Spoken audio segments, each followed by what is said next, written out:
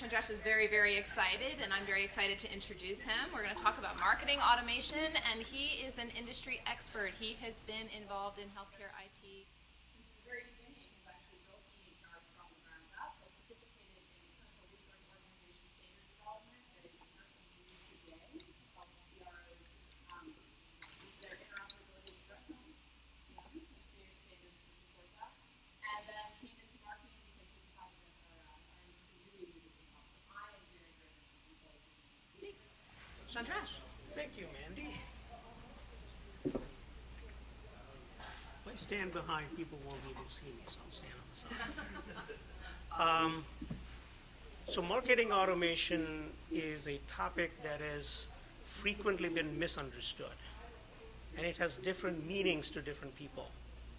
So how many of you use marketing automation software in your companies? Okay. And so let me ask you, what is marketing automation to you? They said marketing automation on their system, so but I mean, what we use it for is, when we first got it, we used it solely pretty much for email distribution. And I didn't know that was marketing automation, but somebody told me that's what that was. Now we have kind of expanded that and turned it into a lead nurturing system and lead scoring system, and integrated it with our CRM, and trying to feed what we call all of our marketing touches into our CRM so we can have a view of how we're interacting and engaging with our clients. What about you? What is marketing Pretty automation? much same. On top of it, like lately we are trying to do more like kind of press releases, trying to spread like the word about the company and the products to the majority of the websites wherever it is possible. Okay. So, I mean, it's interesting. When I started, I used to go to shows like PrimeEds, and we used to have a booth trying to promote EMR, and doctors would come up and say, "What do you do? What is EMR?" We've come a long way. It's also very interesting that majority of the doctors still continue to use the word EMR rather than EHR, at least in the small practice space. I don't know if you've noticed that, but and we like the word EHR, but doctors don't care. So the basic concept of marketing, I'm an engineer, but when I started studying marketing, the first book that I read was from Philip Kotler, who started teaching at Kellogg School in 1962, the year I was born.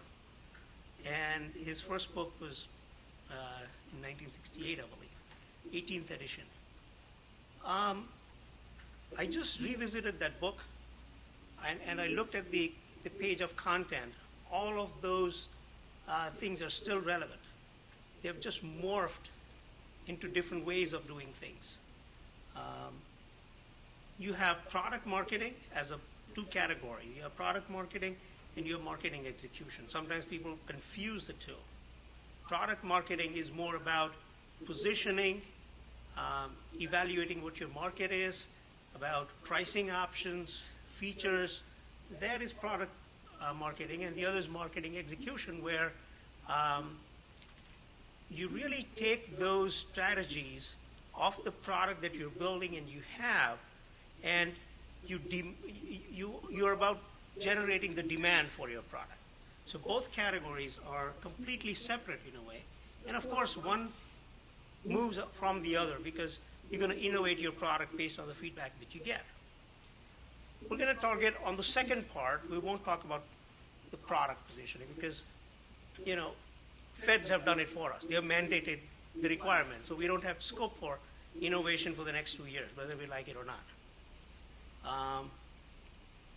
Talking about marketing execution, even within that, you got to have a strategy of the execution and a very detailed plan of how you're going to attack every element of it, whether it is social marketing, or press releases or PR or whatever that is. So those people who use marketing automation probably know that marketing automation is a process. It is not a software. When you first got started, people said, well, you got to use marketing automation. Software, it's going to solve all your marketing problems. People still use, majority of the people use marketing automation software as a glorified email system. I know people who think Constant Contact is a marketing automation system. It's just a glorified email campaign tool, nothing more, nothing less. Now, we know all our target, our main focus is sales. We got to help the sales. We got to generate the demand, get the leads. All my clients hire me for one reason first: help us get more leads into our pipeline. And then when we start going back and examining what they do, they don't have a distinction between the sales and the marketing. And when they do, they're at loggerheads. Because they're always fighting about the quality of the leads, where to get the leads, what to do with the leads that they get. Once the salesperson decides that this lead is not worthy, what do you do with it? So then marketing responsibilities beyond execution and lead generation also come down to engagement. How do you engage with the leads first? Do you just throw them into the sales bucket as soon as you get them, or do you engage them? The next is conversion. And again, what is conversion? So every element needs to be examined. You got to look at when people say, well, we need to drive our conversion. So conversion of what? There are micro levels of conversion. Every element of your funnel has its own conversion factor. From a lead coming in from social media source versus a pay-per-click or a lead that you bought from Software Advice. Each has its own conversion ratios that you got to look into.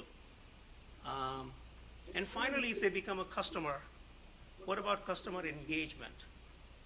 Are you engaging them in a meaningful way, or you just pass them on to the implementation team and forget about it and hope that they're happy? Finally, it is also our responsibility to make sure that they're happy and that they spread the word, because the best leads that you're going to get are from your existing clients. Unfortunately, less than 15% of the EMR companies do a good job at word-of-mouth marketing. They do not put in enough resources to nurture existing clients to the point where they become your ambassadors. In healthcare, I think that is the most preferred sell. I mean, word of mouth. If you get referral sales, that's how we like. It is- That's the, I can say like 80% of market, like for my company, that's the main, like, sale goes into basically. Well, you're in the 15% minority then. Because, okay, that's great. That's great.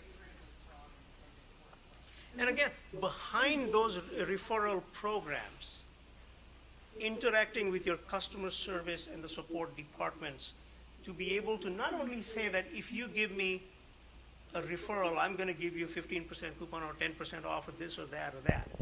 That's just a marketing program in place. But in order for that to work, you know, the most successful word-of-mouth programmings do not give incentives at all. They do it because they're your evangelists. You know, you like them. You're going to buy from Zappos. They didn't give you a 10% off discount to recommend somebody else. You just do it because you love them. They're so good. And believe it or not, the foundation of all of this to happen is content. We've talked about it in the other sessions where you have to create meaningful content. And what is content? It's all about your thought leadership, about not just press releases, but all kinds of informational and educational content so that you engage with them way at the top before the lead generation starts. Why is somebody going to look at you from that long list of 300 plus vendors? If somebody can tell me, is there any single company out there that is so different from any other EMR vendor? I don't think so. It doesn't matter. There's not a single vendor out there who stands out. If a doctor's Googling and going to research, everybody says the same thing. In one way or the other, there's no true differentiator of one from the other company. Nobody has anything unique to offer. So just focusing at the top of the funnel, your lead generation conversion points. Again, this is all not new to you, but I'm going to talk about it because we want to tie it all together from a complete marketing automation perspective so that it all fits nicely into one well-oiled machinery kind of thing. So you have, obviously, the opt-ins are the best. Then you try search engine optimization, pay-per-click, search engine marketing, advertising, phone calls. Believe it or not, they still work. People think that phone calls don't work. Doctors do pick up the phone and call, particularly if it is preceded by a lot of good content, a lot of good social marketing. And what I mean by social marketing is also word of mouth.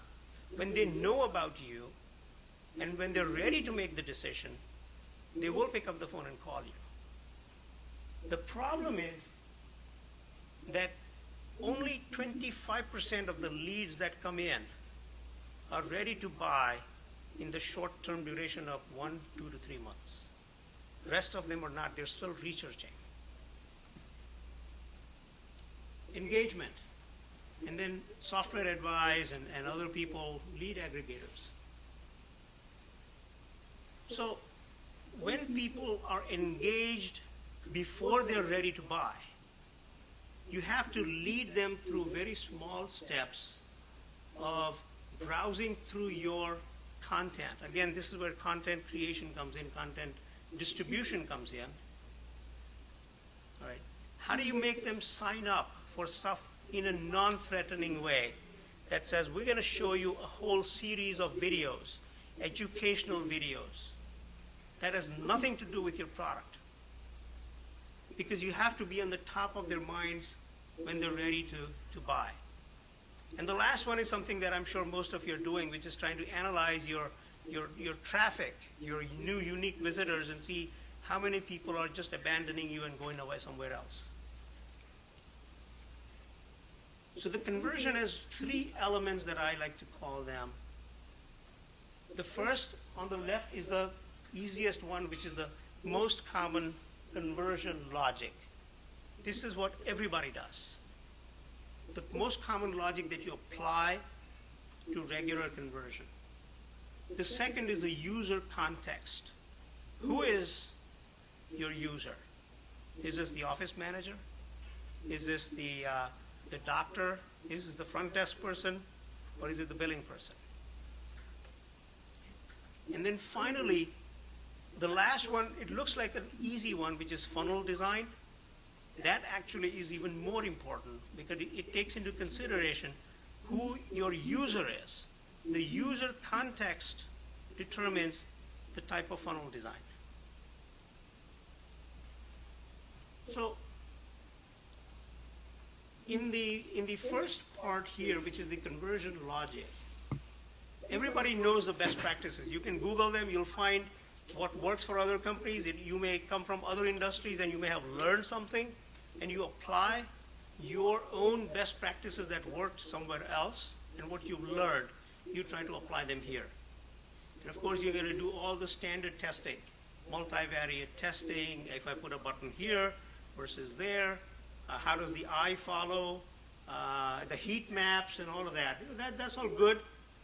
And this is the standard conversion logic that everybody applies. You should. But it does not take into consideration the user context. So somebody who is an office manager comes to your website is looking for something completely different from a provider or a billing manager? Do we take that into consideration when they visit your website? We don't. So the user, it should be context. It's a typo. So this is where you need to know everything about your potential clients. Who are they? Where they come from? And you mentioned lead scoring. Part of that ties into this. You ought to know where they are. And if you don't know who they are, then you need to have mechanism in place to figure that out. Through proper placement of good content and tracking the clicks, you're going to be able to determine the user context. What does this user like? And therefore, who is this user? Just by the nature of the clicking that happens. Right? What is the reason for their browsing? Somebody mentioned in the other one that they did a survey and they found that their clients and people they were going after were clicking either on the weekend or after 5 p.m. So they were busy in their clinics doing work. Okay. So where are they? Are they using a desktop, a tablet? Are they at home? Are they in the office? What problem are they trying to solve? When you ask a potential, they're always going to say, oh, we just need a simple system that is meaningful, compliant, and I just want my meaningful use money. So are they really sure about what problem they're trying to solve?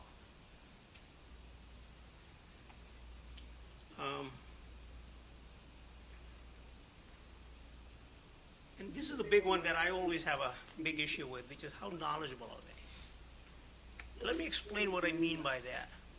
Some people will say,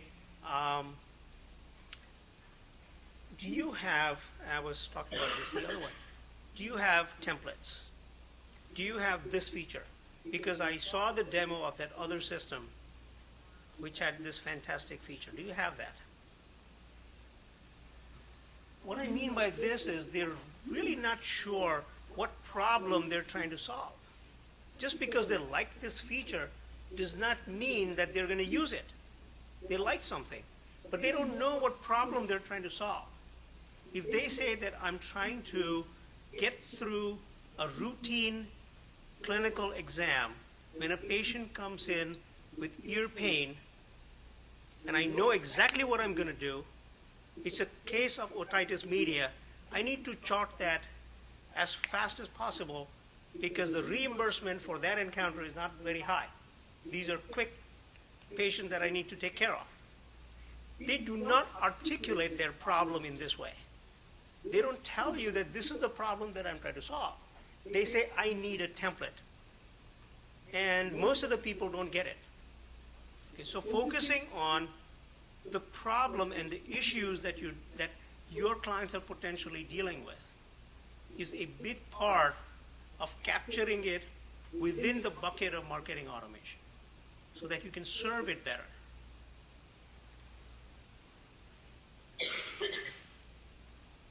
Search engine. This is important because you need to know where they're coming from. If you're using campaigns or other media or social media to drive traffic, again, finding out where they're coming from will help you in the knowledge of what they're looking for, which is going to drive the context of that user. And finally, it's not easy to determine if they're really close to buying the software yet. But establishing parameters in the marketing automation system are going to help you get close to finding out whether they're really in the buying mode or not. If somebody goes to your website and goes straight to the pricing page versus trying to read up on a good piece of content or watch some videos, each of them should tell you something about where they are in the buying cycle, right? If somebody has gone straight to your pricing page, means that they're relatively ready to make a decision because they don't need to see what you offer. They probably know. This is a guess, but it's an educated guess. Right? And you're going to learn from patterns as you collect more data, as you convert them into sales. If a person bought the software today, go back and analyze where did they come from. Can I make some extrapolations and projections on finding out, would I have been able to guess whether they were ready to buy when they first came in?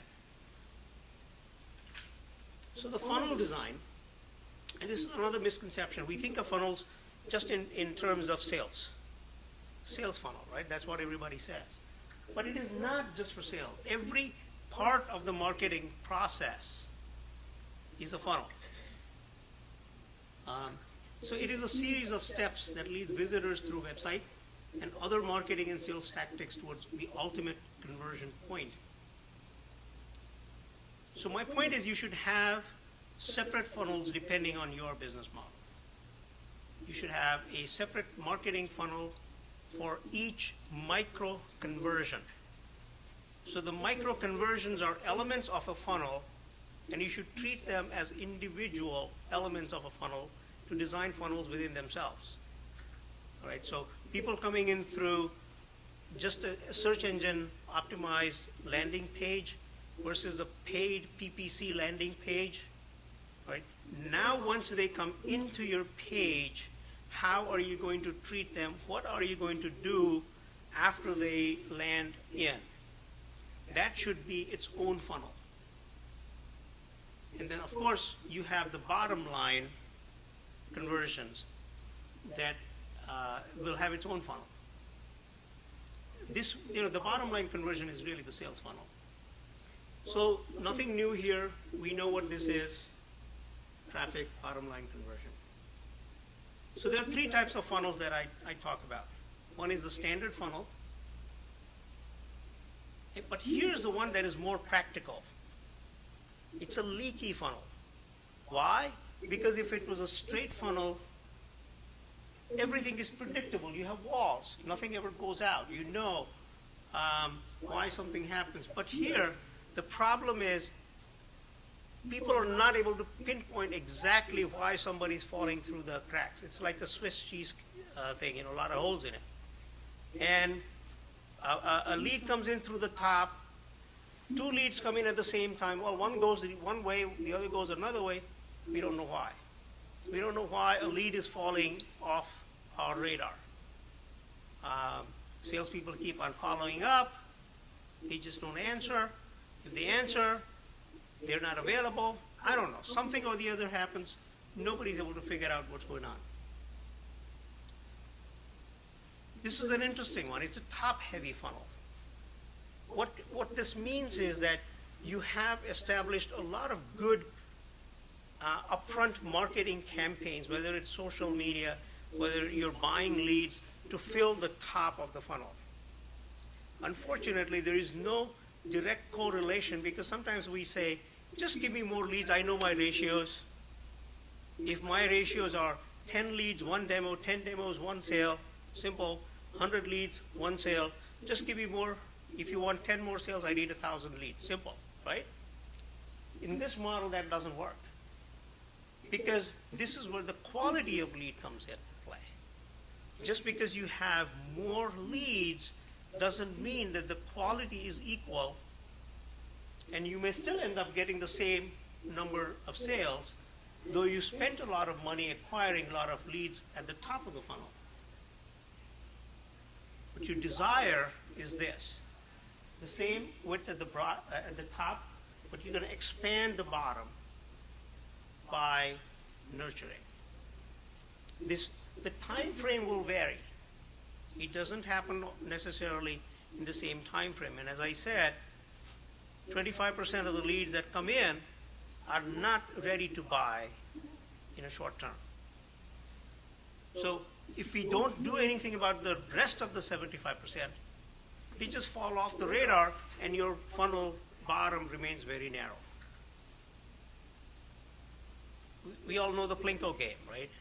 You drop a coin or something at the top, it just filters down, and nobody knows where and how it'll filter down. People have done mathematical models in predicting which one will be the highest. Wouldn't it be nice if our funnels were designed in a way so that I drop something at the top, it goes straight down into my bucket all the time?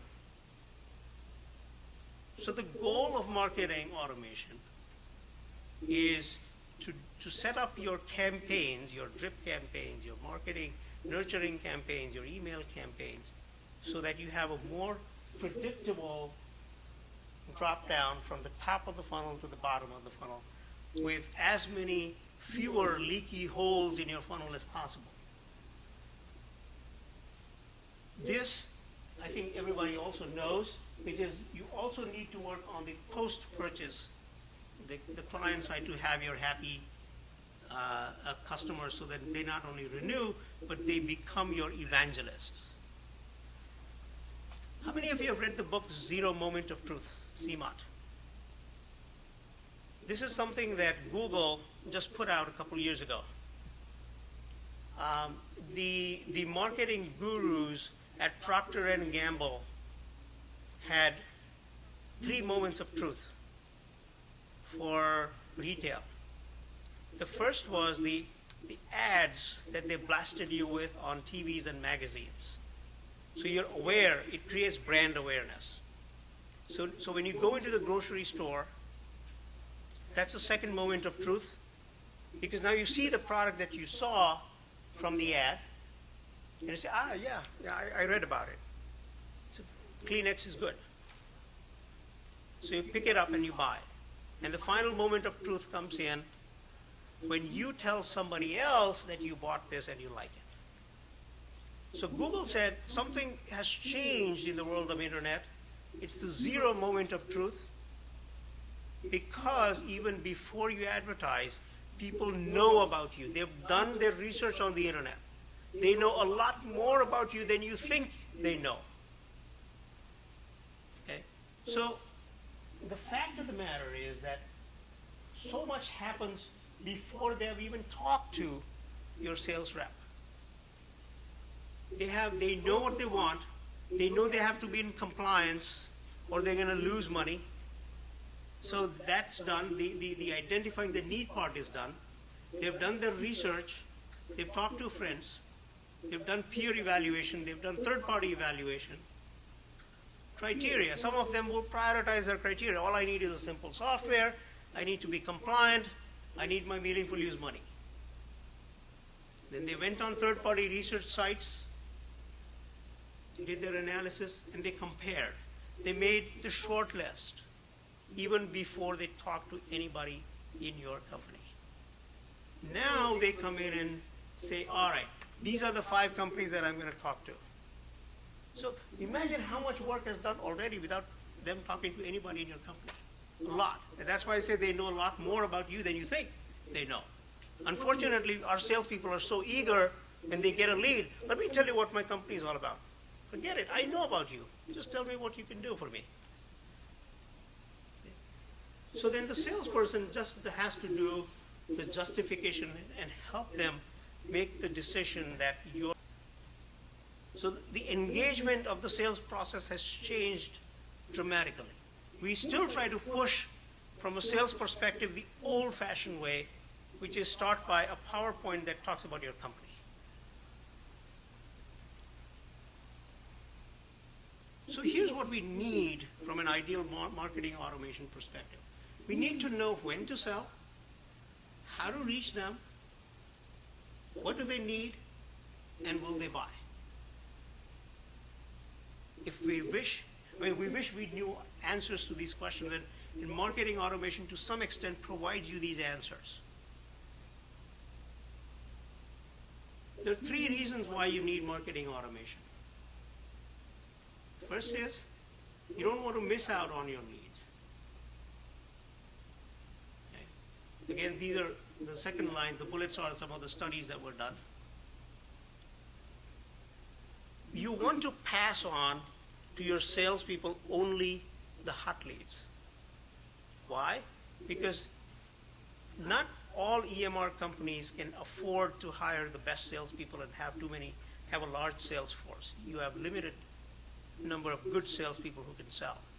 If you keep on dumping on them all the leads coming without even bothering to qualify and see which ones are hot and which ones are not, they're going to put in their efforts in the wrong place sometimes. All right? And third is to be on the top of your prospects at all times. And salespeople are not in a position to do that. By nature of what they do, and rightly so, they're going to pursue the hot leads, and they're going to abandon the ones that they don't think are going to materialize in the next month or two. So they fall by the wayside. So if you look at this kind of a funnel, you've got all your leads coming in, and you start qualifying them one after the other. So when somebody comes to your website and let's say fills out a form, the first thing can be automated through an email system like Constant Contact or something else.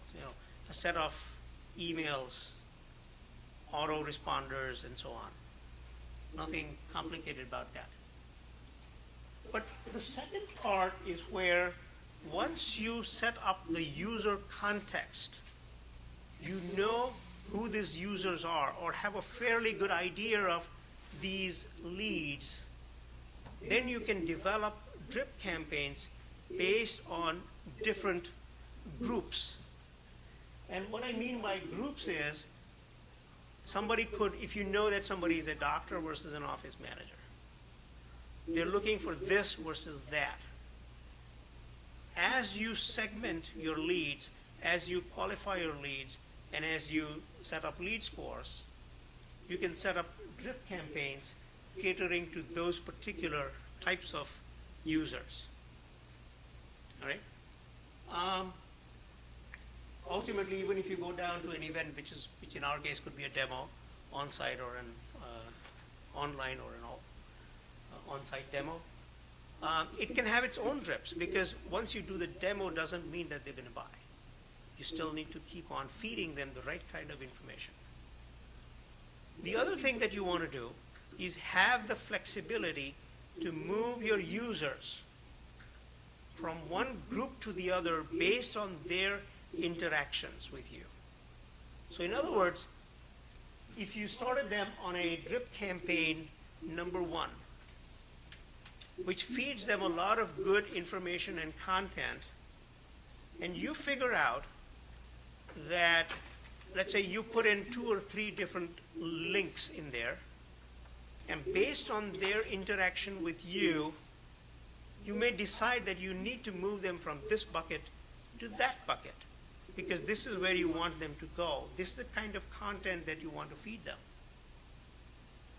So good marketing automation is about setting up the processes that help you do this. And all of this you can do manually, by the way. You don't need software, because you know you are setting up your own processes. If a lead is coming in and this is who they are, this is what they're asking, and this is what they're expecting, these are the set of emails that I need to send them. I need to send them a video, I need to send them a white paper, I need to send them a case study. If they open the link for the white paper, oh, I know that I sent them a white paper for RCM.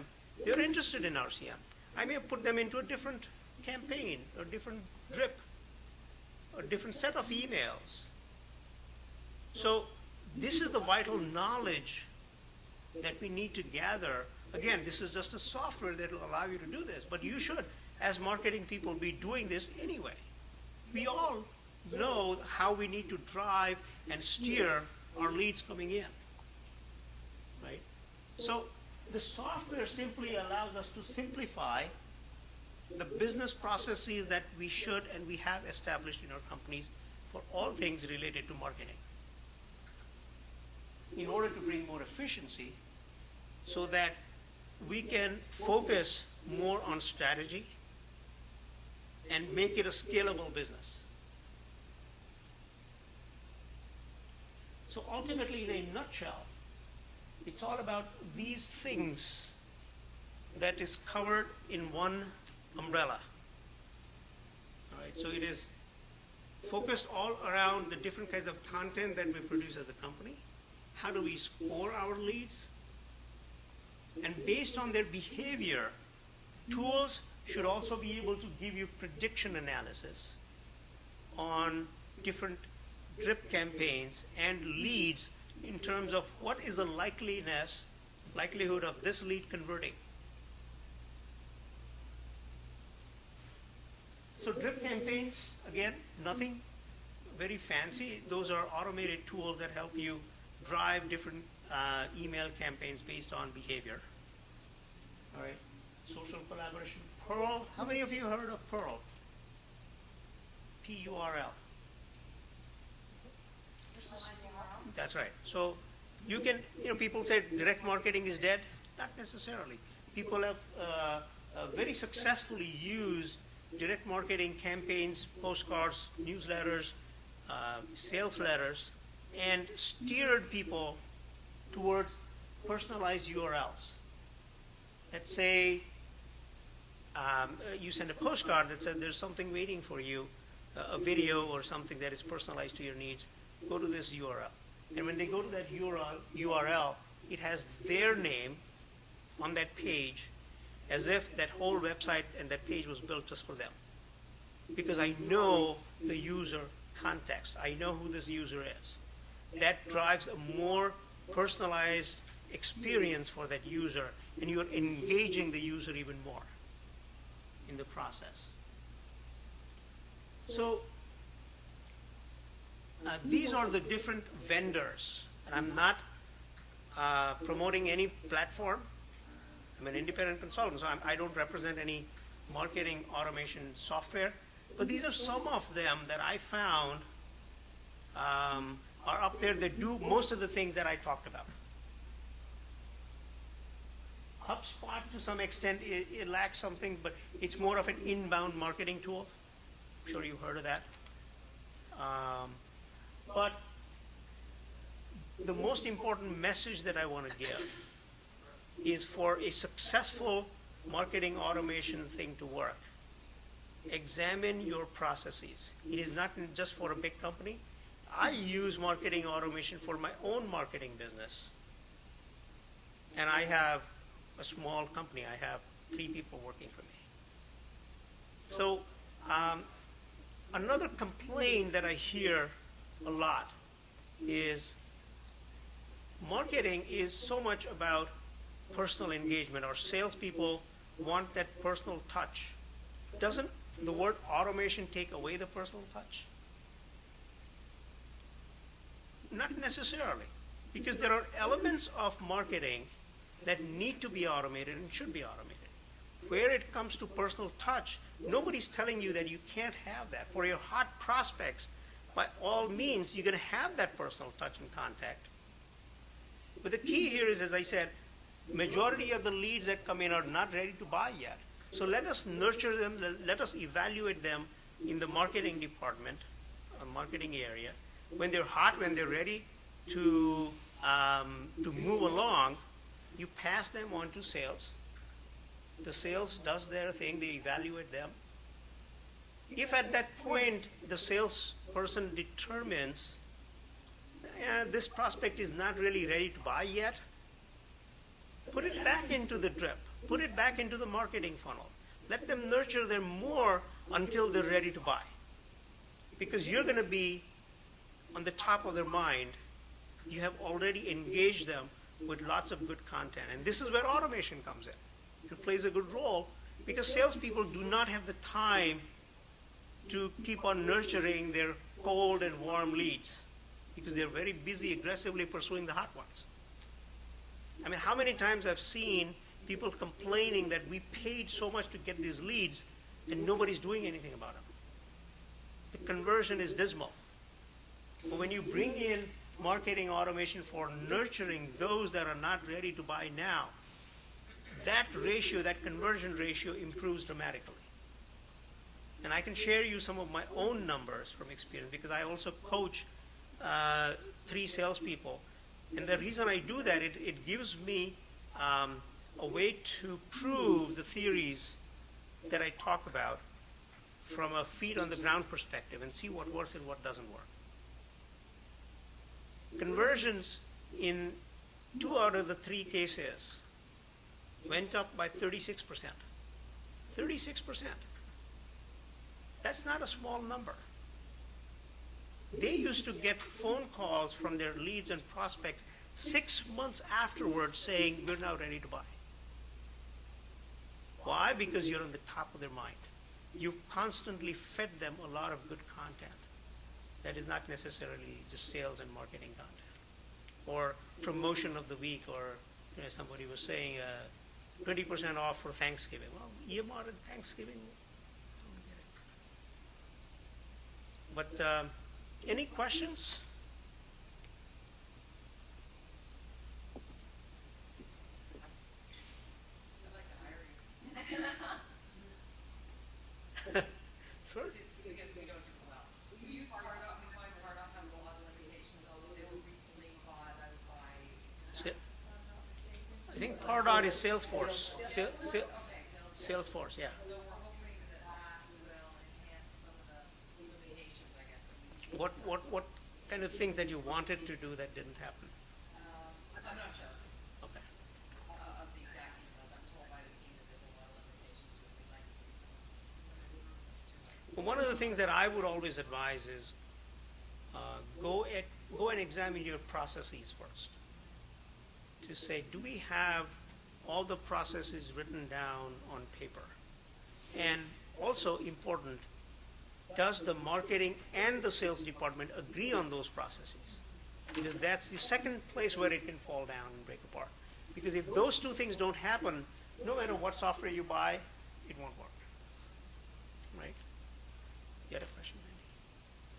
I did, but it's more from a tactical perspective. I was just curious if you could give a really quick market differentiation. Like there are different spaces in the marketplace that each of these occupy, so I'm not asking for which vendor is better, but what different niches do they fill in this space? That's a great question.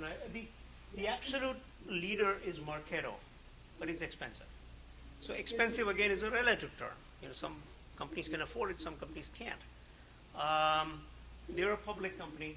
Infusionsoft is the... Why are they a market leader? Just give me an example. They're a market leader because they're the ones that created this space.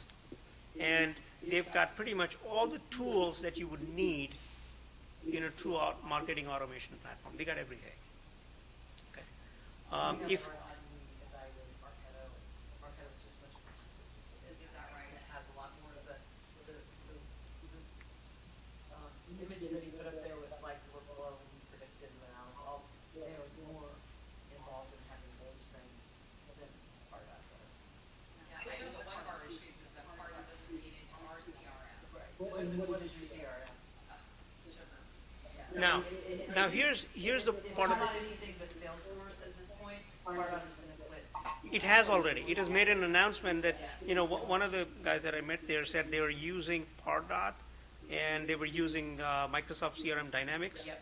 So now they're going to have to change because it's not going to support any other CRM. The other one, Infusionsoft, is the leader in small to mid-sized businesses. They've got the highest number of clients in the small business space. It has some limitations, and the limitation that I've found, because one of my clients uses it, is in the social marketing space. They're not very strong in that. And what I mean by social marketing is being able to do the things that they've talked about in how you should do social marketing and engaging, and that whole engagement part of social marketing is lacking. They're saying they're building it. I'm sure they will. It's a very good company, but it's not there yet. Some of these guys, Sales Fusion, Calidus, Acton, Eloqua, HubSpot, they don't have, in my view, the complete package. They're good in some elements. So you need to evaluate from your perspective what makes sense. And the middle one is the one that I use for my personal needs. Believe it or not, I mean, it doesn't cost a whole lot, and I'm happy. It's got everything. It allows me social engagement. It's got even personalized URL stuff, lead scoring, predictive analysis.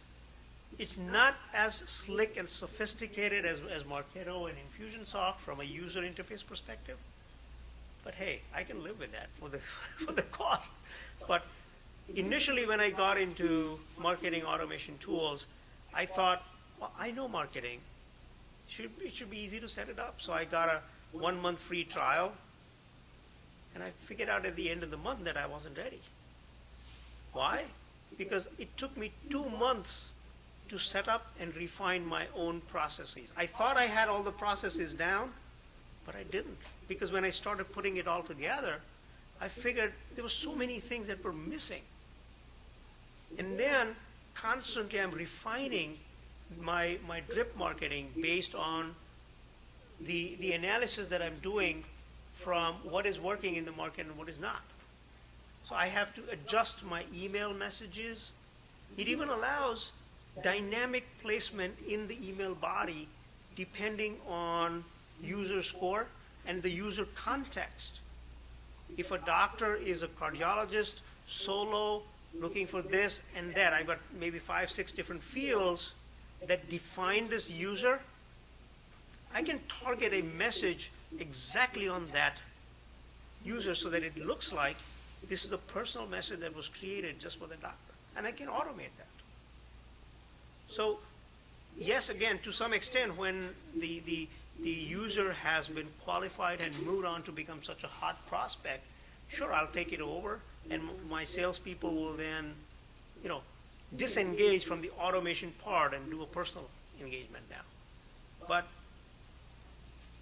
it's not easy to just buy a software and say, all right, it's going to solve all my problems. You must have your internal processes worked out.